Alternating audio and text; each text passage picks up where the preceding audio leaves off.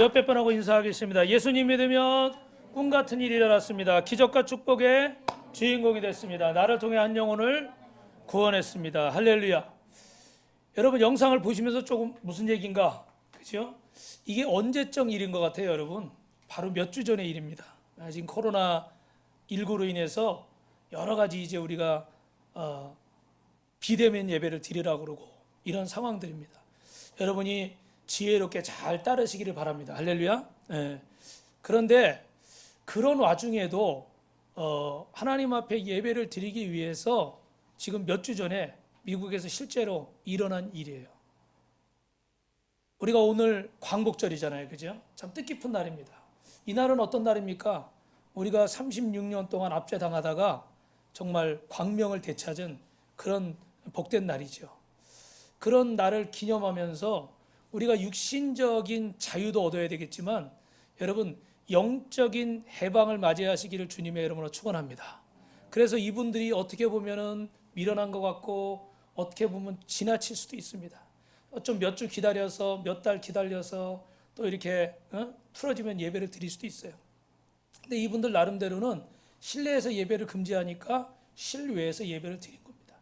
그래서 사실은 문제가 없어야 되는데 이게 또 집회는 허락을 받아야 되잖아요. 그죠? 다른 부분들의 집회는. 그러니까 또 그런 부분에서 이제 경찰이 체포를 해가는데 여러분 우리가 이 어려운 때 이 코로나 시간이 길어지면서 끝나기를 기다리는 마음도 있어야 되겠지만 이 상황을 어떻게 우리가 이겨나갈 것인가? 이때 정말 믿음을 지키는 것이 어떤 것인가? 여러분이 광복절을 맞이하면서 정말 신앙의 자유를 위해서 독립운동을 할 수 있기를 주님의 이름으로 축원합니다. 할렐루야. 예. 나라의 광복을 맞이하는 것도 정말 복된 일이지만 우리 영혼의 광복도 맞이해야 되는 거예요. 앞으로 여러분 말세가 된다고 그러잖아요. 그죠? 그러면 그 말세가 될 때 지금보다 더 심한 신앙의 핍박들은 분명히 다가올 텐데 그럴 때마다 우리는 어떻게 할 것인가? 지금 사실 이 코로나가 만약에 예비 훈련이라고 그러면 우리는 완전히 점수가 바닥인 거예요. 정말 바닥인 거예요. 앞으로 이보다 더 큰 일이 생기면 정말 너희 중에 믿음 있는 자를 보겠느냐? 내가 올 때 믿음 있는 자를 볼 수 있겠느냐? 주님의 말씀은 현실이 되는 거예요.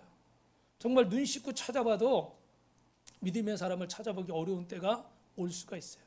그런데 오늘 이 자리에 계신 우리 빛가서공교회 성도님들 그리고 또 영상으로 이 예배를 드리고 있는 우리 성도들은 정말 마지막 때 하나님이 기뻐하는 믿음의 사람들로 꼭 승리하시고 또 우리가 영원히 천국 갈 뿐만 아니라 이 땅에서도 여러분 저는 우리 성도들이 복받아서 잘 살길 주님의 이름으로 축원합니다. 아멘. 여러분이 하시는 일이 형통하게 되고 잘 되기를 축원합니다. 옆에 분하고 인사합니다. 성도님은 잘 될 수밖에 없습니다. 하나님이 사랑하십니다. 할렐루야. 여러분 사진을 하나 보여드릴까요? 여러분 사진에 보시는 사람이 누구죠? 찰리 채플린. 아마 모르는 분이 거의 없죠. 그죠? 오늘 찰리 채플린이 어느 날 시골 마을에서 공연을 했습니다. 근데 마음이 너무너무 괴로운 거예요. 이 스타들에게도 괴로움이 있잖아요. 그죠? 그래서 병원을 찾아가서 의사와 상담을 했습니다. 그랬더니 의사가 다 듣고 나서 하는 말이 지금 다른 이상은 없는데 우리 마을에 찰리 채플린이 와서 지금 공연을 하고 있습니다. 그러니까 지금 거기 가서 실컷 웃으시고 마음의 병을 좀 치료하십시오. 할렐루야. 당사자가 여기 와서 앉아 있는데 이분이 잘 모르니까 가서 그 공연을 보라는 거예요. 여러분 겉은 멀쩡한데 마음이 병들어 있는 사람들이 많이 있습니다. 최근에 삼성경제연구소에서 이게 코로나 전입니다. 코로나 이후 걸 제가 또 조사했어야 되는데 그 전에 보니까 우울증을 경험한 사람이 거의 30% 가까운 거예요. 그중에 우울증의 원인이 37.8%가 경제적인 거. 그 다음에 가족 간의 문제가 22.3%예요. 지금은 더 많을 것 같아요. 이렇게 붙어 있는 시간이 많이 있으니까 그죠? 그런데 여러분 이상하지 않습니까? 가장 아끼고 사랑해야 될 가족들이 가장 먼저 상처를 주고 가장 먼저 그것 때문에 괴로움을 당하고 부부간에 고부간에 부모 자식 간의 갈등을 통해서 가정이 천국이 아니라 지옥이 되는 거예요. 그래서 여러분에게 제가 기도할 때마다 빼놓지 않고 기도하는 거 여러분 들으십니까? 나를 통해 한 영혼을 구원하고 몸된 교회를 세우고 천국 같은 가정을 이루고 선교하는 직장 사업장 되게 하여 주옵소서. 아마 귀담아 들으신 분들은 목사님이 항상 그 기도를 하고 있다는 걸 여러분이 아실 거예요. 그래서 여러분 또 친구들과의 관계, 동료와의 관계 때문에 우울증이 14%, 그리고 장래 진로의 문제 때문에 우울증이 9.5%. 아마 지금은 이게 훨씬 높을 겁니다. 그런데 그 우울증 환자 중에 80% 이상이 10명 중에 1명이 자살로 이어진다는 거예요. 그래서 우리는 주변에 많은 사람들이 이런 상처와 이런 어려움 때문에 겉은 멀쩡해 보이지만 그 마음의 문제들을 해결하지 못해서 정말 극단적인 선택을 하는 것을 아주 자주 볼 수가 있습니다. 우리도 그런 느낌을 갖죠. 오늘 본문에 보니까 이스라엘 백성이 430년간 애굽에서 노예 생활하다가 출애굽을 했는데 그 과정에서 상처가 있고 아픔이 있어요. 여러분 읽으신 민수기 21장 4절 말씀 우리 같이 읽어봅니다. 시작. 백성이 오르산에서 출발하여 홍해길을 따라 에돔 땅을 우회하려 했다가 길로 말미암아 백성의 마음이 상하니라. 지금 이스라엘 백성들이 출애굽해서 가나안을 향해 가는데 에돔이라는 나라가 막고 있는데 그 길을 가로질러 가야 되는 겁니다. 그런데 에돔은 여러분 에서의 후손이에요. 에서는 누굽니까? 야곱의 형이잖아요. 이스라엘과는 형제지간인 겁니다. 그런데 형제지간이 거길 지나가겠다는데 허락을 안 하는 거예요. 그런데 에돔을 지나가지 않고 멀리 돌아가게 되면 너무너무 그 길이 멀고 험한 겁니다. 그렇지 않아도 광야 길에 지쳐있는 이 백성들에게 너무너무 낙심이 되는 거예요. 그래서 여러분 우리 인생은 왜 낙심을 합니까? 내 계획대로 되지 않고 내 생각대로 되지 않고 내 뜻대로 되지 않을 때 우리 마음이 상하는 거예요. 어떤 사람들은 몇 번 도전을 하다가 포기해버리거나 실망해버리거나 좌절을 해버리는 것입니다. 여러분 우리 인생도 이와 같습니다. 오늘 이 백성들이 이 마음이 상해서 내 뜻대로 되지 않으니까 원망하고 불평을 쏟아넣는 거예요. 그럼 우리 인생에도 이런 원망과 불평이 있고 이것 때문에 우울증이 생기고 이것 때문에 자살 충동을 하고 이것 때문에 부부간에 다투고 가족간에 또 직장 사업장에서 어려움이 생기는데 그럼 이것들을 해결할 수 있는 방법은 무엇일까? 이 코로나 팬데믹 상황에 뭐라 그러나 이 코로나 우울증을 무슨 블루 고개만 흔들지 말고 얘기를 해주세요. 뭐라 그래요?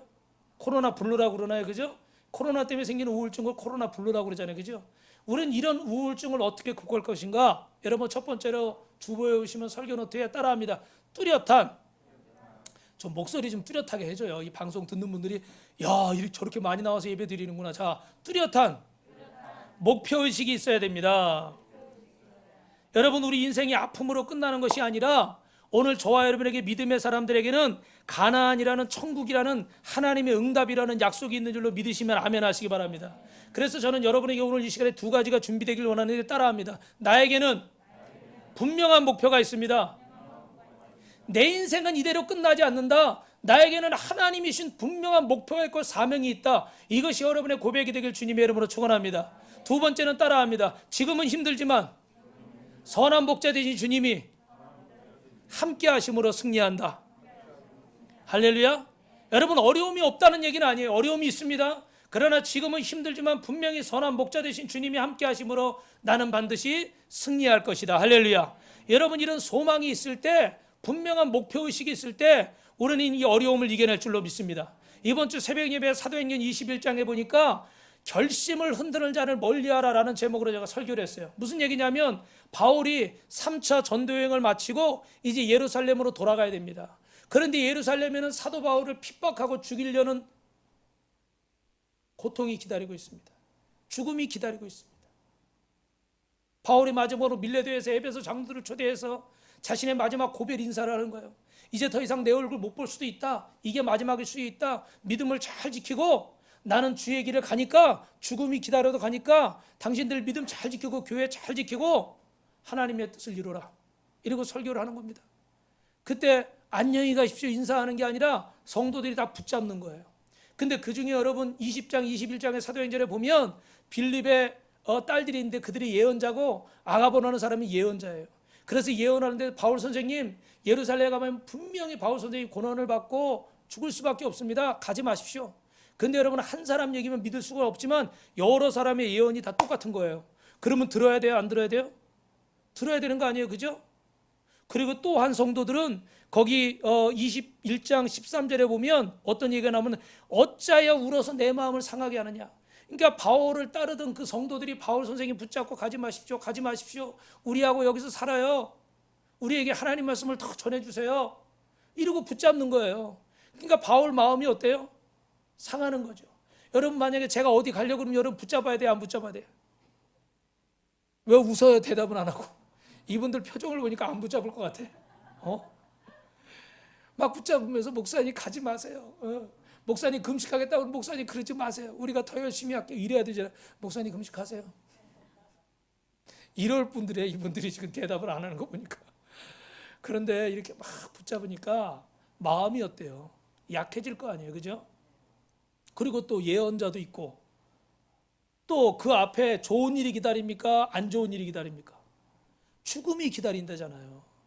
그럼 여러분 어떻게 하겠어요? 우리가 가고 싶지 않을 거 아니에요? 근데 사도 바울은 사도행전 20장 14절에서 이렇게 고백하는 거예요. 24절에서 여러분 잘 아시는 말씀에 나의 달려갈 길과 주 예수께 받은 사명을 마치려 하면은 나의 생명을 조금도 귀한 것으로 여기지 아니하노라. 할렐루야. 한마디로 목숨 걸고 가겠다는 거예요. 바울의 결심이 흔들립니까? 안 흔들려요. 왜요? 목표가 분명합니다. 여러분 제가 이번 주에 좀 충격을 받은 일이 있는데 설교를 준비하다 보니까 1972년에 북한의 땅굴 교회가 발견됐어요. 근데 저는 이게 북한에서 고속도로 도로 공사를 하다가 땅이 이제 무너지면서 그 밑에 굴이 있는데 거기 사람들이 있는 거예요. 거기 보니까 1953년에 공산당을 피해서 우리 6.25 나고 막 이럴 때잖아요. 그죠? 그럴 때 신앙의 자유를 위해서 김태형 목사님과 20명의 성도들이 땅굴을 파고 그 안에 들어가서 수십 년 동안 신앙생활을 한 거예요. 저는 이걸 믿을 수가 없더라고요. 근데 이게 실하고 북한의 신문에 나오고 우리나라에도 나오고 영상 자료 보여주세요. 네. 저게 지금 땅굴에 사는 영식이라고 그래가지고 실제로 책이 나왔어요. 애들한테도 이렇게 읽혀준다고. 이게 실화예요, 실화. 그래서 수십 년 동안 땅굴 안에서 믿음을 지키기 위해서 신앙생활한 사람들이 실제 있었다는 거예요. 이게 뭐 옛날 초대교회 얘기나 저 로마 신화에 나오는 그런 이야기가 아닌 거예요. 그래서 제가 일부러 자료를 찾았어요. 그랬더니 실제 사건이라고 1972년에. 여러분 이곳에서 붙잡혀가지고 북한군들이 이분들을 죽이는데 저 13살, 14살짜리 애들을 목을 매다는데 손을 풀러놓고 목을 매달았대요. 보통은 어떻게 합니까? 손을 묶고 목을 매달죠. 왜? 빨리 죽으라고. 그런데 손을 풀러놓고 목을 매다니까 애들이 어떻게 되겠어요? 이걸 붙잡고. 죄송합니다 여러분. 대롱대롱 매달려가지고 엄마 살려줘요. 아빠 살려줘요. 근데 그걸 그 부모들이 그 앞에서 어떻게 해요? 보고 있는 거예요. 저는 상상만 해도 피가 거꾸로 막 솟고 견딜 수가 없어요. 북한 놈들 다 죽여버리고 싶어. 총이 있으면 막. 근데 그분들이 붙잡혀가지고 그럴 수가 없잖아요. 그죠? 근데 거기 내용에 보니까 얘들아 조금만 참어. 엄마 아빠도 갈 거야. 좀 있으면 갈 거야. 천국에서 만나자. 그러면서 그 죽어가는 아이들을 바라봤다는 거예요. 여러분이 실화예요? 소설이 아니에요? 그런데 그 부모들은 또 어떻게 처형했냐면 그 고속도로 공사하는데 여러분 큰 이 쇳덩어리 그 둥근 거 있잖아요. 그죠? 바닥 이렇게 평평하게 하는 그거죠. 이름이 뭔지 모르겠는데 그걸로 어른들은 눕혀놓고 그걸로 이렇게 지나가는 거예요. 근데 머리 쪽부터 지나가면 죄송합니다. 그냥 이렇게 바로 죽을 거 아니에요. 그죠? 근데 고통을 느끼면서 죽으라고 발 쪽부터 이걸 밀고 들어갔대요. 상상하는 것만도 괴롭죠. 그죠? 그죠? 이 말씀을 읽으면 이 이야기를 보면서 야, 뭐 북한에 뭐 그런 순교하고 뭐 선교하고 이런 얘기 뭐 주기철 목사님 그런 얘기 많이 했지만 정말 이런 일들이 현실 세상에 일어나고 있다는 것에 대해서 너무너무 놀랍고 너무너무 괴롭고 너무너무 속상하더라고요. 그런데 여러분 이분들이 죽어가면서 찬송가 314장 내 구주 예수를 더욱 사랑 엎드려 비는 말 들으소서. 이 찬송을 부르면서요 그 자녀들과 부모들이 순교를 했답니다. 사랑하는 성도 여러분, 죄송한 말씀이지만 저나 여러분은 조금만 어려워도 물론 여러분은 저보다 더 잘 참으시겠지만 조금만 어려워도 건디지 못하고 금방 원망하고 금방 낙심하고 금방 좌절하고. 그런데 왜 그럴까요? 우리 사도 바울 선생님과 우리 믿음의 사람들은 천국을 향한 분명한 목표와 하나님의 약속의 말씀을, 그분의 살아계심을 믿었기 때문에 결국은 선한 목자이신 주님이 나를 승리하게 하실 것이라는 그 믿음이 오늘 이분들을 끝까지 승리하게 하신 줄로 믿습니다. 여러분, 어떤 어려운 일이 있으십니까? 한 주간 살면서 어떤 속상하고 힘든 일이 있었어요? 혹시 그것 때문에 잠이 안 와서 고민하진 않았습니까? 혹시 지금도 몸이 아파서 여러분 마음이 힘들고 어렵진 않습니까? 그런데 정말 주님 앞에 분명한 확신과 목표를 갖는 사람은 이 어려움들을 이겨낼 줄로 믿습니다. 옆에 분하고 인사합니다. 예수님 믿으면 꿈 같은 일이라 합니다. 한 번 더요. 성도님은 할 수 있습니다. 보통 사람이 아닙니다. 할렐루야. 두 번째 따라합니다. 마음이 상하게 된 근본적인 이유가 있습니다. 하려면 하고 말려면 말고. 다시요. 마음이 상하게 된 근본적인 이유가 있습니다. 짧게 말씀드리면 표면적인 이유가 있고 근본적인 이유가 있어요. 오늘 왜 이스라엘 백성들이 하나님을 불신하고 원망했을까? 표면적인 이유는 뭐냐면 지금 처음에 말씀드리고 출애굽해서 에돔을 지나가는 그 길을 열어주질 않으니까 자신이 계획하고 자신이 꿈꾼 대로 일이 되어지질 않은 거예요. 이걸 우리가 뭐라고 그러죠? curse, 저주라고 그럽니다. 인생이 내 계획대로 되지 않아요. 나는 부부관계도 잘하고 싶고 자식도 잘 키우고 싶고 경제적인 것도 열심히 벌어서 나름대로 집도 장만하고 이렇게 잘 살고 싶고 직장도 이렇게 하고 공부도 이렇게 하고 내 계획이 있는 거예요. 그런데 계획대로 되어지질 않는 거예요. 그 계획대로 되어지질 않으니까 사람이 어떻게 돼요? 낙심하는 거예요. 머리가 어떻게 돼요? 혼란스러운 거죠. 저도 목회를 하면서 제가 계획한 대로 막 이렇게 하면은 착착착착 이렇게 대거 수련회를 하고 이렇게 해서 탁 해가지고 그러면 너무 좋겠어요. 그런데 제 계획대로 안 돼요. 안 되니까 머리가 어떻게 해요? 이렇게 해야 되나 저렇게 해야 되나 하다못해 제가 30년 넘게 한 설교도 자신이 없더라고요. 저는 제가 설교 잘하는 줄 알고 살거든요. 또 아멘 안 하고 또 웃기만 해 또. 근데 막 목회가 어려우니까 이게 모든 게 다 자신이 없어져. 여러분 그럴 때 있죠. 뭐가 막 꼬이면요. 난 분명히 이게 바른 길인 줄 알고 잘하는 건 줄 알고 가는데 혼돈스러운 거예요. 아이들도 키우다가 뭐 이렇게 하는 게 내가 잘하는 거라 생각하고 막 했는데 반항하거나 막 이렇거나 뭐라 그러나요 그거 반항 말고 이렇게 방황하거나 막 이러면 부모도 마음이 괴로워. 이게 내가 잘하는 일인가? 정말 이대로 이렇게 해야 되나? 그렇죠? 그러니까 막 사업도 장사도 뜻대로 안 되면요 막 마음이 혼돈스러운 거야. 이 코로나로 인해서 여러 가지 상황들을 겪다 보니까 혼돈스러운 거예요. 이렇게 해야 되나 저렇게 해야 되나. 또 하나는요 오늘 21장 5절 한번 읽어봅시다. 중간 부분부터 시작. 이곳에는 먹을 것도 없고 물도 없도다. 우리 마음이 하찮은 음식을 싫어하노라 하매. 뭐예요? 결핍.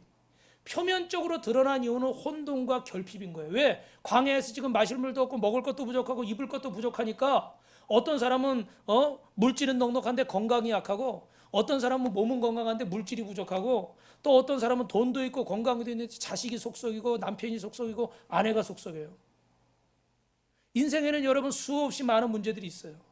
그래서 겉으로 볼 때는 이런 혼란스럽고 내 뜻대로 되지 않고 부족한 것들 때문에 문제가 된다고 생각을 하는 거예요. 그런데 정작 중요한 문제는 표면적인 문제가 아니라 본질적인 문제라는 거예요. 여러분 이해하시겠어요? 여러분 현실에 있는 이런 표면적인 것도 분명 문제이겠지만 그러나 그거보다 더 중요한 문제가 있는데 그건 뭐냐? 21장 5절 우리 앞부분 읽어봅시다. 시작. 백성이 하나님과 모세를 향하여 원망하되 어찌하여 우리를 애굽에서 인도해내어 이 광야에서 죽게 하는가. 벌써 딱 무슨 말인지 알아들으셨죠? 하나님을 불신하고 있어요. 여러분 경제적으로 어려운 것도 문제예요. 몸이 아픈 것도 문제예요. 여러분이 계획하고 애쓰는 대로 일이 안 되는 것도 문제입니다. 그런데 진짜 문제는 뭔지 아십니까? 하나님을 불신하는 거예요. 저도 목회가 어려울 때가 있습니다. 경제적으로 어려울 때가 있습니다. 인간적으로 어려울 때가 있습니다. 자녀들 양육하다 어려울 때가 있어요. 근데 제가 가만 생각해 보면 진짜 어려울 때는 경제적으로 뭐 모자라고 뭐가 어떻고 이럴 때는 그게 아니에요. 하나님에 대한 확신이 흔들릴 때, 하나님에 대한 확신이 흔들릴 때 경제적인 것도 문제가 되는 거고 자식들 키우는 것도 문제가 되는 거고 다 문제가 되는 거예요. 근데 저 같은 경우는 여러분, 어려움이 있어도 하나님의 살아계심에 대한 확신이 제 안에 있을 때는 돈도 걱정이 안 돼요. 자식도 걱정이 안 돼요. 내 인생도 걱정이 안 돼요. 머리 빠지는 것도 걱정이 안 돼요. 너무 심각해서. 왜요? 따라합시다. 주님이 원하시면 다 하실 수 있습니다. 할렐루야. 여러분은 못 느끼시겠지만 지금 오늘 마이크가 제 마음에 들어. 이번 주에 좀 이렇게 했는데 우리 김덕인 집사님하고 필립 씨가 와가지고 또 어제 손을 좀 봤는데 오늘 좋아요. 건들지 마세요. 네. 지금 괜찮아요. 울림도 괜찮고. 우리가 뭐 1000명, 10,000명 이렇게 되는 거 아니잖아요, 그죠? 근데 하나님이 이렇게 필요한 일꾼들을 보내셔야 안 보내셔요? 보내시는 거예요. 표면적으로는 더 좋은 거, 더 바랄 거 얼마든지 있어요, 그죠? 그런데 하나님에 대한 마음이 흔들리지 않으면 여러분 우리가 다른 것들을 이겨낼 수가 있어요. 왜? 주님은 우리에게 감당할 만한 시험을 주시는 줄로 믿습니다. 아멘? 근데 이 하나님에 대한 확신이 흔들려 버리니까 하나님을 원망하고 모세를 원망하면서 애굽에서 인도하여 이 광야에서 나를 죽게 하는가? 이렇게 얘기하는 겁니다. 제가 이번 주에 재밌는 이야기를 들었어요. 우리 이 재밌는 이야기가 아니죠. 안타까운 이야기를 들었어요. 우리 이번 주에도 제가 나가서 이렇게 전도를 하는 가운데 이렇게 사진에 보여드리는 분들을 만났는데 그 중에 지금 교회를 다니시다가 못 간 지 2년 가까이 지금 되는 분도 계시고 또 이 코로나 때문에 죽고 싶다는 분도 계시고 여러 가지 어려움들을 이 코로나 때문에 신앙의 어려움을 겪는 분들이 많이 계시더라고요. 근데 여러분, 이제 사진을 내려주시고 사진을 제가 보여드린 이유는 여러분들이 잘 모르지만 위에서 기도해 달라고. 그 위에서 여러분들이 아마 보셨으니까 한 주간 동안 생각이 나실 거예요, 그죠? 위에서 기도해 주시는데 이번 주에 그 여의도 순복음교회 조용기 목사님, 이분이 지금 연세가 90이 다 되셨는데 지금 아파서 누워 계신데 그 설교하실 때 그런 설교를 하시더라고요. 자기는 오카노 목사, 사랑의 교회 오카노 목사님 2010년에 하늘나라 가셨거든요. 그런데 이 오카노 목사님하고 이렇게 오카노 목사님 병에 중해서 입원을 했는데 자기가 가서 이렇게 위로를 하시면서 기도해라. 이 병에서 나올 수 있다고 기도해라. 나도 폐병에서 고침받고 심장병 고침받고 무슨 병 고침받고 그러니까 목사님도 고침받고 기도해라. 그랬더니 옥 목사님이 그러시더래요. 또 하나님이 이 질병을 주신 데 뜻이 있겠죠. 나를 깨닫게 하시려고 나를 변화시키려고 그렇게 주셨을 겁니다. 그러시더래요. 그래서 조 목사님이 나이가 더 많으시니까 이 사람아 그 하나님이 깨닫게 하시려는 병은 질질질질 나처럼 질질질 끌어가지고 10년 20년 30년 끌면서 나를 깨트리려고 하는 병은 있을 수 있긴 한데 지금 목사님 병은 지금 내일 모레 생명이 왔다 갔다 하는 병인데 그거 지금 그러고서 뜨시겠지 그러고 있지 말고 이 질병을 위해서 싸워라. 나는 이 질병이 원수마귀가 주는 걸로 믿는다. 그러면서 그 얘기 하시더라고. 옥 목사님하고 나하고 신학이 좀 다르대. 나는 질병이 사단이 주는 거니까 물리쳐야 된다고 생각하고 옥 목사님은 질병이 하나님이 날 변화시키려고 주신 거다. 받아들여야 된다고 생각한다는 거야. 그 말도 일리가 있어요, 여러분. 이 얘기를 다 길게 설명할 수는 없지만 그러면서 자신은 90세까지 살 거라는 거예요. 그래서 하나님 앞에 그렇게 기도하고 있고 아플 때마다 전에 잠깐 말씀드렸지만 정말 수만 가지 질병을 다 가지고 계시더라고요. 이 장도 탈장돼 가지고 막 소변을 막 뭐 십몇 분에 한 번씩 봐야 돼서 기저귀 차고 설교하고 뭐 별의별 일이 다 있었더라고요. 근데 그런 가운데서도 이분은 질병이 원수마귀가 가져다 줘. 왜? 요한복음 10장 10절에 내가 오는 것은 양으로 생명을 얻되 풍성히 얻게 하려고 오는 것이고 도적이 오는 것은 어떻게 돼요? 죽이고 멸망시키려고 오는 것이다. 그러므로 하나님은 우리에게 복 주시길 원하고 원수마귀는 우리를 망하게 하려고 오는 거다. 그러므로 나를 건강을 흔들고 질병을 가져다 주는 것은 원수마귀가 주는 것이다. 할렐루야. 여러분이 옥 목사님 같은 생각을 하셔도 되고 조 목사님 같은 생각을 하셔도 돼요. 두 가지가 다 100% 맞다 100% 틀리다 말할 수는 없어요. 두 가지가 다 의미가 있는 얘기야. 그런데 어찌됐든 조 목사님은 이 질병은 마귀가 주는 거니까 물리쳐야 된다고 질병과 싸워서 기도했고, 오 목사님은 기도하셨겠지만 또 받아들이는 부분이 있었어요. 근데 제가 이번 주에 우리 식구들하고 잘 보는 슬기로운 의사생활 2, 여러분 목사님 맨날 TV만 보는 건 아닙니다. 오해하지 마십시오. 좀 보긴 해요. 우리 가족들이 있으니까 거짓말을 못하겠네. 좀 보긴 합니다. 유퀴즈도 봐요. 예. 그런데 보면서 거기 이제 부모님들 나이 드셔서 이번 주 주제가 그거였어요. 그러니까 어떤 자식들은 그냥 많이 사셨는데 그만하자 뭐 이런 자식들도 있고, 하여튼간 그런 얘기들이에요. 근데 결론은 뭐였냐면 끝까지 질병과 싸우라. 그래서 80 몇 세 되신 분이 가능성이 없는데 수술해가지고 회복되고, 하여튼간 좋은 건 다 해피엔딩으로 끝나니까 기분이 좋더라고. 근데 중요한 건 끝까지 포기하지 말고 질병과 싸우라는 거예요. 사랑하는 성도 여러분, 오늘 질병과 싸울 수 있기를 주님의 이름으로 축원합니다. 문제와 싸울 수 있기를 주님의 이름으로 축원합니다. 표면적인 혼돈과 결핍 때문에 원망과 불평만 하고 계시지 말고, 여러분이 하나님에 대한 불신, 하나님이 주시는 목표가 흔들리기 때문에, 그래서 지금 이스라엘 백성들이 낙심하고 원망하고 불평하고 있다는 걸 잊지 마세요. 여러분 한번 따라 하실까요? 인생은 해석입니다. 여러분 잘 아시는 욥은 큰 어려움을 당했죠. 하루아침에 재산을 다 잃고 10명의 자녀가 한꺼번에 죽고, 자기는 욕창에 걸려서 잿더미에 앉아서 기와장으로 피고름 나는 몸을 긁어야 되는, 그리고 자기 부인은 어떻게 돼요? 네가 믿는, 당신이 믿는 하나님 저주하고 죽어버리라고 마누라는 도망가 버려요. 그리고 친구들이 위로한다고 왔잖아요. 근데 뭐라고 그래요? 야, 가만히 보니까 보통 일이 아니야. 너 무슨 지은 죄가, 큰 죄가 있어. 회개해. 위로하러 왔다가 오히려 속을 다 긁어놓고, 우리 전문용어로 염장을 질러놓고 가는 거. 그러니까 욥의 마음이 얼마나 괴로운 거예요. 근데 여러분 욥기 23장 10절에 뭐라고 그래요? 시작. 그러나 내가 가는 길을 그가 아시나니, 큰 소리로 그가 나를 단련하시는 내가 순같이 되어 나오리라. 할렐루야. 다 안 된다고 그러는 거예요. 다 너는 망했다고 그러는 거예요. 다 너는 못 거친다고 말하는 거예요. 다 끝났다고 말하는 거예요. 그런데 욥은 그 인생을 어떻게 해석해요? 나의 가는 길, 니들이 나를 손가락에 조롱하고 나를 포기하고 나를 어떻게 보는지 모르겠지만, 나의 가는 길은 오직 주님만이 하신다. 그리고 나를 다 단련하신 후에는 내가 뭐와 같이 나으리라? 순금같이, 정금같이 나오리라. 할렐루야. 여러분 제가 시간 관계에서 욥의 이야기를 다 길게는 못하지만 대부분은 아시는 이야기니까 정말로 기가 막힌 상황들입니다. 그런데 욥은 그의 인생을요 절대 불행으로 해석하지 않는 거예요. 하나님의 약속을 분명히 믿는 자들은 욥과 같이 인생을 해석하는 줄로 믿습니다. 여러분, 이런 이스라엘 백성에게 하나님이 민수기 21장 6절에 같이 읽어봅니다. 오늘 본문 말씀 시작. 여호와께서 불뱀들을 백성 중에 보내어 백성들을 물게 하심으로 이스라엘 백성 중에 죽은 자가 많았더라. 뭐 때문에 이스라엘 백성들이 죽었대요? 뭐 때문에? 불뱀에 물려서 죽었대요. 여러분 이 사람들이 앞에서 얘기한 건 뭐예요? 우리가 배고프다, 뭐하다 그거잖아요, 그죠? 근데 배고파서 죽은 사람은 있단 말이 없어요.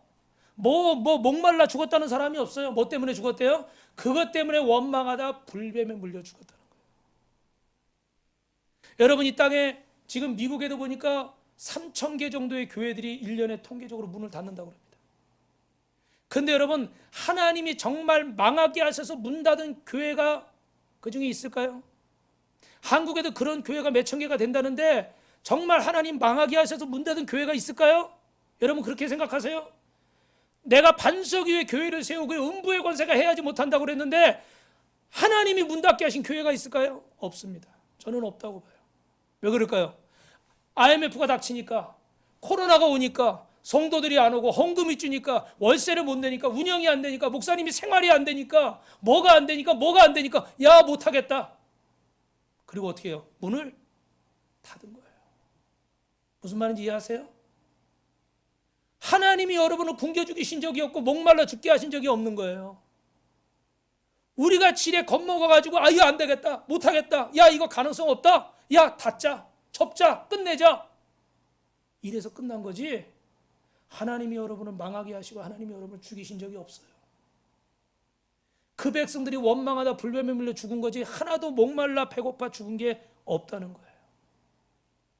따라합니다. 인생을 잘 해석합시다.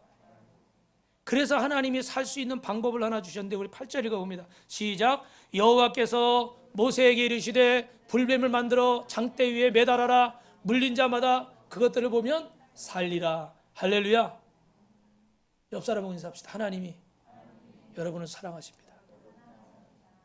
제가 오늘 이렇게 우리 그 다솜이 상호 오늘 못 왔는데 상호 태우고 올 때마다 꼭 한 주간 땡큐 한 거 물어봐요. 어떻게 지냈냐고.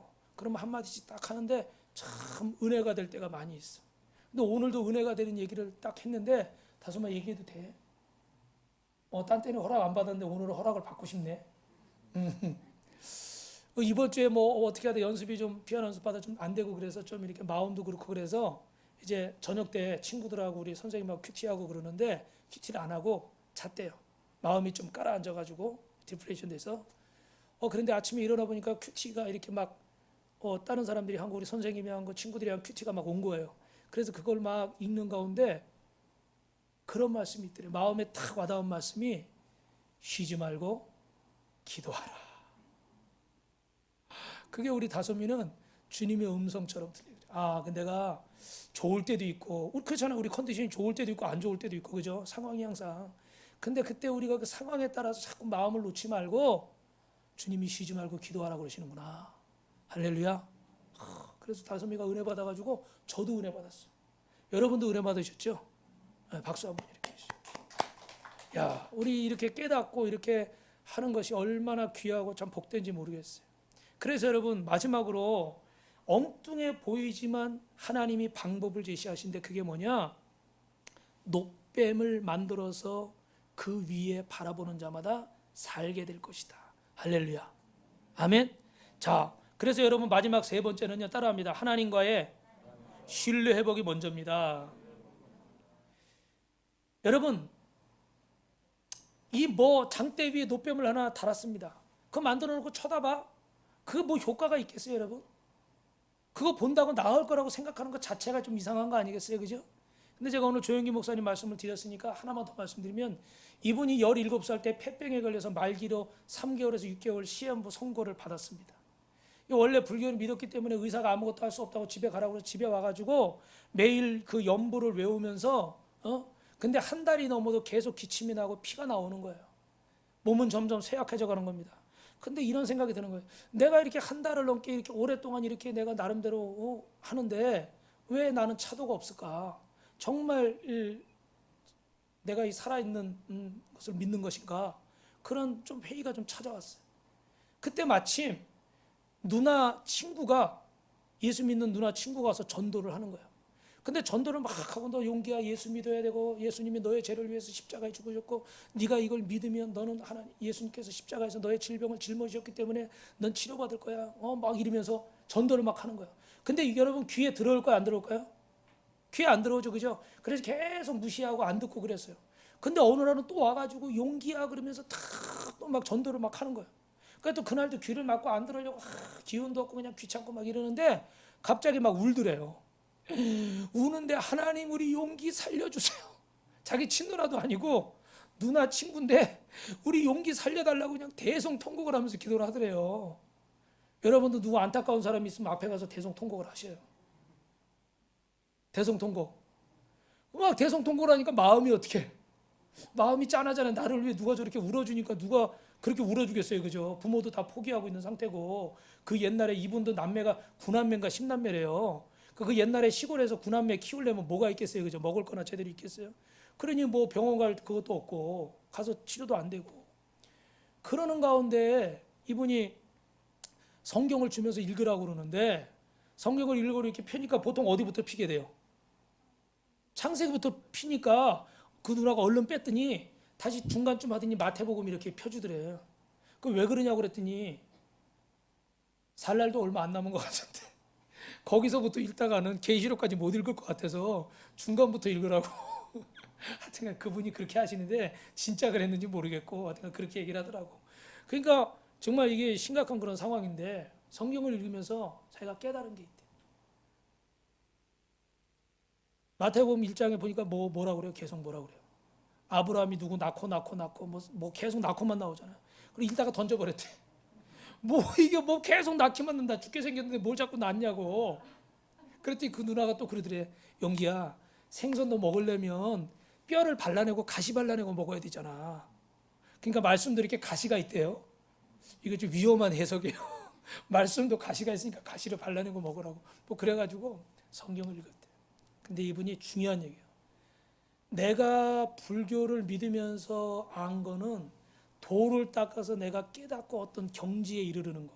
해탈의 경지라고 그러잖아요. 그죠? 저도 전문가는 아니지만 그런 얘기들을 자기 많이 들었다는 거예요. 근데 성경은 처음부터 끝까지 예수님이 병든 자 찾아가고 가난한 자 찾아가고 죽어가는 자 찾아가고 가서 기적을 일으키시고 할렐루야. 죄인들을 찾아가서 구원해 주시고 병든 자를 고쳐 주시고 문제 있는 자 문제를 해결해 주시고 귀신 들린 자 귀신을 쫓아 주시고 할렐루야. 믿으시면 아멘 하시기 바랍니다. 이런 이야기들이라는 거예요. 막 철학적으로 막 이런 게 아니라 정말로 기적의 말씀들이 기록이 되어 있더라는 거예요. 그래도 이분의 마음속에 이성적으로는 이게 아닌 것 같아. 근데 마음은 자꾸 어떻게 돼요? 믿고 싶어지더래요. 할렐루야. 하나님의 말씀을 읽으면 나는 나을 수 있다. 나는 고칠 수 있다. 내 문제는 해결될 수 있다. 할렐루야. 자꾸 이 믿음이 생기더래요. 이성적으로는 뭘 낳고 하니까 내가 이게 안 믿어지는데 말씀을 읽으면 읽을수록 내 마음은 자꾸 믿고 싶어지더라는 거예요. 이게 사람의 솔직한 마음이겠죠. 하나님 나 고쳐주세요. 하나님 나 살려주세요.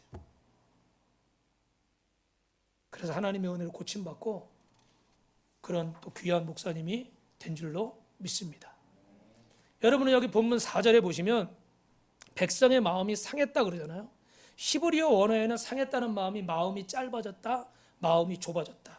쉽게 말하면 속이 옹졸해진 거예요. 여러분 속이 옹졸해지면 어떻게 들려요? 뭐가 보여요? 그죠? 잘 보이지도 않고 잘 들리지도 않는 거. 마음이 좁아졌기 때문에 다 그냥 안 좋은 쪽으로만. 그래서 여러분 5절에 보니까 그 마음이 좁아지고 옹졸해지니까 백성이 하나님과 모세를 향하여 원망하되 우리를 어째서 애굽에서 지금 살게 하려고 자유 주시려고 광복을 주시려고 불러주신 건데 원망 불평만 하고 이곳에는 먹을 것도 없고 마실 물도 없고 우리가 죽게 되었다고 모든 불평을 쏟아넣는 겁니다. 사랑하는 성도 여러분, 하나님 없이 사는 인생의 특징이 이렇습니다. 눈에 보이는 것만 가지고 낙심하고 낙담합니다. 그걸 가지고 모든 걸 평가하고 결론을 내려버리는 거예요. 그런데 여러분 아까 뭐라고 했어요? 인생은 뭐라고 그랬죠? 오 주여. 인생은 뭐라고 그랬죠? 해석이라고 그랬잖아요. 해석. 옆 사람하고 인생은 해석입니다. 여러분 다윗을 보세요. 초라한 목동으로 인생을 시작했지만 광야에서 양을 치던 무명의 인생이 한 나라의 왕이 됐습니다. 여러분 어떻게 그 초라한 목동이 한 나라의 왕이 됐겠어요? 시간이 없어 다 말씀드리지만 그 형제 중에 제일 초라해서 엘리제사장이 왕감이 있다고 그래서 갔는데 형제들 다 봤는데 아무도 없어가지고 이게 끝이냐 그러니까 그 아버지가 뭐라 그래요? 하나 있긴 한데 저 들에 나가 양치고 있습니다. 왜? 제일 별 볼 일 없고 제일 힘없고 제일 연약한 자라는 거예요. 그런데 하나님은 그런 자를 들어서 왕으로 세우신 줄로 믿습니다. 할렐루야. 여러분 이 다윗이 초라한 목동이 왕이 될 수 있었는데 그 이유가 무엇일까요? 시편 23편에 보면 답이 나와 있어요. 뭐라고 나왔어요? 여호와는 나의 목자시니 내가 부족함이 없으리라. 다윗은 초라한 인생이고 불쌍한 인생이고 별 볼 일이 없는 인생이었지만 그의 인생에 다른 것이 한 가지 있었다면 주님을 내 목자로 모시고 주님의 인도를 받으면서 인생을 해석할 때마다 하나님 말씀으로 그 인생을 해석한 줄로 믿으시면 아멘 하시기 바랍니다. 두 손 들고 아멘 하시길 주님의 이름으로 축원합니다. 그래서 여러분 다윗은 하나님이 함께 하시니까 나는 부족한 게 없는 거예요. 내 지금 환경은 이것밖에 안 되고 내가 가진 것은 이것밖에 없고 내 건강이 이것밖에 없고 내가 아는 게 이것밖에 없지만 하나님이 나와 함께 하시면 하나님이 내 목자가 되시면 그가 나를 푸른 초장과 쉴 많은 물가로 인도하실 줄로 믿습니다. 그래서 오늘 주님은 어떻게 돼요? 원망 불평하다가 불벼 밀려 죽어가는 자들 향해서 장대 위에 이 노뱀을 바라보라는 거예요. 십자가의 예수님을 바라보듯이 그것을 바라보라는 거예요. 여러분 따라합니다. 구원의 진리는 간단합니다. 여러분이 많은 것들 공부하시고 인생의 수많은 것들을 배워오시고 이렇게 하셨죠. 그래서 여러분이 아는 것도 참 많을 거예요. 그런데 여러분, 오늘 구원의 진리는 간단합니다. 장대 위에 노뱀을 바라봐라. 하나님의 약속의 말씀을 믿고 바라보는 자에게 기적이 일어날 줄로 믿습니다. 여러분, 누구라도 인생에 문제가 있고 어려움이 찾아옵니다. 그때 여러분 두 갈래 길이 있어요. 하나는 고아와 같이 나 혼자 그 문제를 헤쳐나가려고 힘써보는 겁니다. 그런데 또 한 길, 두 번째 길이 있습니다. 인생의 주인 되신 내 구주되신 주님의 손을 붙잡고 날마다 그 주님과 함께 그 길을 가는 것입니다. 할렐루야. 우리 복음성가 CCM 중에 이런 게 있더라고요. 나의 길 오직 그가 아시나니 나를 단련하신 후에 내가 정금같이 내가 정금같이 나오리라. 거기 앞에 보면요, 주가 보이신 생명의 길 나 주님과 함께 상한 마음을 드리며 주님 앞에 나아가리. 뭐라고요? 상한 마음을 드리며. 여러분의 상한 마음을 주님 앞에 드릴 수 있길 주님의 이름으로 축원합니다. 제가 이제 몇 가지 간증을 해야 되는데 시간이 많이 갔네요. 너무 제가 은혜 받은 간증들을 하고 마치려고 하는데, 이번에 보니까 CBS 새롭게 와서 주영훈 씨가 여기서 진행을 하더라고요. 근데 거기 보니까 청주 상록수교회 박복우 목사님이라는 분이 나오셨어요. 근데 이분이 사진이 아주 멋있네. 예. 실제로는 이거보다 안 멋있어요. 예. 그런데 이 목사님이 하여튼 결론만 얘기하는 거예요. 하나님 부르심 받고 뭐 개척해서 이렇게 하는데 너무너무 어려운 거예요. 근데 어느 날 애가 이렇게 멍이 들었는데 멍이 안 없어지고 막 이래서 병원 가보니까 이게 악성 무슨 그런 빈혈인데 백혈병 죽는 거예요. 이런 병에 걸려가지고 서울에 큰 병원 가버려서 갔는데 보니까 그런 병인 거예요. 그래가지고 옆에다 이렇게 치료비가 얼마나 되냐고 물어보니까 뭐 골수 이식하고 뭐하고 이랬는데 한 1억 정도 든다는 거예요. 근데 자기 주머니 지금 10,000원짜리밖에 없어. 10,000원 하나. 그래가지고 이렇게 병원에 어찌됐든 입원을 시키고 사모님이 보호자로 있어야 되니까 보호자 식사를 어떻게 하실 거냐고 사인하는 데가 있는데, 보호자 식사도 당연히 해야 되잖아요, 그죠? 근데 이게 돈이 없으니까 그 10,000원 가지고 편의점에 가서 햇반하고 그거 사가지고 이렇게 사모님 주고 봉투에다 덜렁덜렁 주고 오는데, 왜 내가 너무 달려고 그래. 너무 속이 상하는 거야. 그죠? 이해되죠, 그죠? 우리 아버지들은 무슨 마음인지 알 거예요. 가장으로서 내가 할 일이 있는 건데 너무 부끄럽고 너무 속상하고 너무 창피하고, 그래서 그냥 고속도로에서 차 세워놓고 비 오는 날인데 너무너무 울었대. 근데 하여튼간 그 앞에 얘기까지 하면 너무 기니까 하나님이 도우시기 시작하는데, 예수도 안 믿는 어떤 분을 중에서 그분이 이제 형제인데 형제 두 분이 야 너랑 나랑 이렇게 해서 좋은 일 좀 하자. 너 5,000만 원 나 5,000만 원 내가지고 그 애들 중에 아픈 애들 전라도 지역에 그런 애들 도와주자. 1,000만 원씩 이렇게 주자. 이렇게 또 어떤 형제가 그렇게 약속을 했대요. 그래가지고 이름도 밝히지 않고 그 지역은 틀린데 누가 소개를 해가지고 1,000만 원이 후원이 들어오고, 그 다음에 또 이분들이 뭐 이렇게 어디 뭐 사모님 목사님들 모이는 사이트에 이제 글을 올렸나 봐요. 그래가지고 1억이 모인 거예요. 할렐루야. 할렐루야. 여러분도 한번 올려보세요. 1억이 모금이 됐어요. 하나님 은혜로. 그래가지고 골수 기증을 하려고 하는데 문제는 겨우 이제 물질 문제를 해결했는데 그 다음에는 한 8명 정도가 이 골수 기증이 맞는 거예요. 그래서 병원에서 연락을 했더니 처음에 하기로 한 사람은 무슨 감기인가 뭐 병에 걸려서 안 되고, 두 번째, 세 번째 그냥 8명이나 되니까 그 중에 하나는 되겠지 그랬는데 7명째까지 다 거부를 한 거야. 그래가지고 이제 막 청천벽력인 거예요, 그죠? 이게 돈이 있어도 이제는 안 되는 거예요. 우리 애가 죽게 생긴 거예요. 그랬더니 목사님이 아이고 또 하나님 왜 그러십니까? 도우시려면 그냥 한 번에 싹 도와주시지. 그래가지고 하여튼 결론은 마지막에 한미연 전도사님이라는 분이 또 그분이 간증이 있는데, 하여튼 이렇게 저렇게 해서 이분의 또 골수 기증을 해가지고 이 만나게 돼서 치료받고 이 영광이는 지금 축구 선수를 한대요. 키는 작음하지만 축구 선수를 하고 그렇게 해서 이분들이 또 만난 간증이나 좀 기니까 제가 다 얘기할 수는 없어요. 근데 이분이 하시는 말씀이 아니 하나님 좀 한 번에 해결하시면 좋은데 찔끔찔끔 아 이거 문제 해결되니까 요거 있고 요거 문제 해결되니까 요거 있고 그러니까 이게 너무 한 번에 해결 안 되니까 너무 괴롭다는 거예요. 근데 여러분 어떤 역사가가 그러더라고요. 역사가 한 번에 기록이 됩니까? 한 번에 기록이 안 돼요. 너무나 수많은 일들이 있었기 때문에 그 역사는 한 번에 쓸 수가 없는 거예요. 한 목사님 얘기만 더 하겠습니다. 제가 이번 주에 강남중앙침례교회 우리 최병남 목사님, 이분이 인물이 아주 부잣집 도련님 같이 생겼어요. 그래서 제가 저분은 아유 어디 뭐 그냥 그거 있잖아요. 그거 아버지가 목사님이라 이렇게 물려받는 거 있잖아요. 그런가 보다 그냥 그랬어요. 근데 알고 보니까 이분도 고생 엄청 많이 하셨더라고.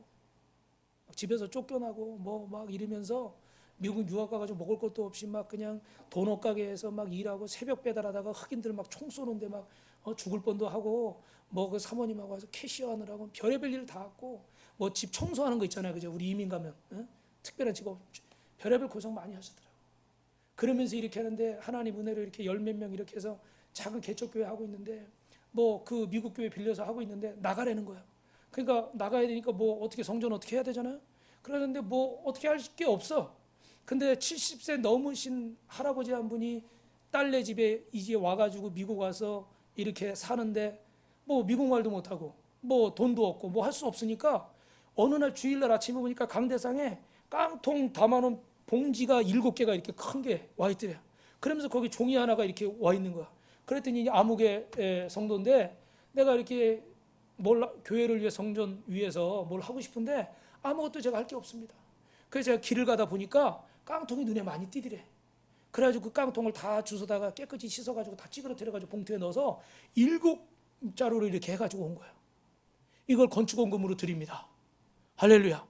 그래서 목사님이 몇 군데 고물상 좀 더 받으려고 돌아다녀가지고 그거 7푸대를 팔았더니 8달러 80센트? 우리 돈으로 한 10만 원 정도? 그죠? 그래가지고 주일날 이거 우리 아무개 성도가 건축원금을 드립니다. 그리고 딱 들었더니 성도들이 감동을 받고 집에서 막 헌금을 막 다 가져오는 게 아니라 깡통을 다 가져오더래. 우리도 깡통은 많다. 그리고 다 깡통을 가져오더래. 그래가지고 목사님이 매주 깡통 씻어가지고 고물상 갖다 팔고. 여러분 죄송한데 성도들이 그래요. 그래서 그냥 몇 달 동안 깡통 한 번은 아무개 성도배 깡통 줍기 대회 그래서 주일날 예배 끝나고 오후에 호수가 나가서 그 동네 우리도 호수 있으니까 깡통 줍기 대회를 했대. 그래서 제일 많이 주신 사람 상을 줬대. 그래서 하나님 은혜로 또 뭐 이게 뭐 있던 거 어떻게 뭐 정리하고 뭐 팔고 뭐 이러면서 이래가지고 다 이렇게 교회 조그맣게 가건물로 이렇게 그렇게 하면서 교회가 많이 부흥돼 가지고 하나님 은혜로 이런 역사가 있었는데 이분이 참 이런 여러 가지 상황들을 겪으면서 이민교회를 하다 보니까 별의별 일이 다 있는데 그 성도들이 그런 말을 하더래요. 목사님은 우리 마음을 너무 잘 알아요. 그게 무슨 말인가 했더니 처음에 말씀드린 것처럼 이분이 가가지고 뭐 이렇게 뭐 청소도 하고 뭐 도넛 배달도 하고 뭐도 하고 막 이랬잖아요. 그러니까 다 여러 가지 일들을 막 겪어보다 보니까 그 대부분 이민해가지고 성도들이 처음에 하는 어떤 상황들은 다 비슷하잖아요. 그죠? 그러니까 다 그 성도들의 마음을 하니까 무슨 뭐 청소할 때는 화학용품 뭐 섞어가지고 뭐 어떻게 하고 도넛은 어떻게 해서 이거를 다 아니까 성도들이 목사님은 우리 마음을 너무 잘 알아요. 그래서 제가 그때 깨달은 게 있대요. 하나님 앞에 감사한 게 있대요. 너무 힘들고 어려운 시간을 보냈지만 하나님이 그 일들을 다 겪게 하시면서 나를 목회자로 세워가셨구나. 성도들의 마음을 양들의 마음을 헤아리는 목회자로 나를 세워가셨구나. 그래서 오히려 그 지나온 시간들이 감사하고 오늘의 나를 있게 만든 하나님의 귀한 훈련이었다. 이렇게 간증을 하더라고요. 할렐루야. 여러분 목사님뿐만 아니에요. 그죠? 우리 성도들도 마찬가지. 여러분 인생에 수없는 문제를 겪으면서 괴로워하는 일들이 있습니다. 그런데 하나님께서 이 일들 가운데 우리를 회복시키시고 우리와 함께 해주셔서 우리를 승리하게 하실 줄로 믿습니다. 하나님의 약속의 말씀을 믿고 십자가를 바라보십시오. 장대 위의 노뱀을 바라보십시오. 여러분 그 안에 주님의 능력이 있고 하나님의 방법대로 살 수가 있습니다. 여러분이 아는 지식 안에서, 여러분이 이성 안에서 맴돌지 마시고 항상 그 자리일 수밖에 없어요. 인생은 여러분 윤영방이라고 아시죠? 그죠? 눈 가리고 돌면 계속 그 자리만 돌게 돼 있어요. 그런데 하나님의 약속의 말씀을 붙잡으면 우리 인생은 빛나는 인생이 될 줄로 믿습니다. 옆에 분하고 인사합시다. 하나님 말씀 붙잡으면 빛나는 인생이 됩니다. 그리스도인은 회복됩니다.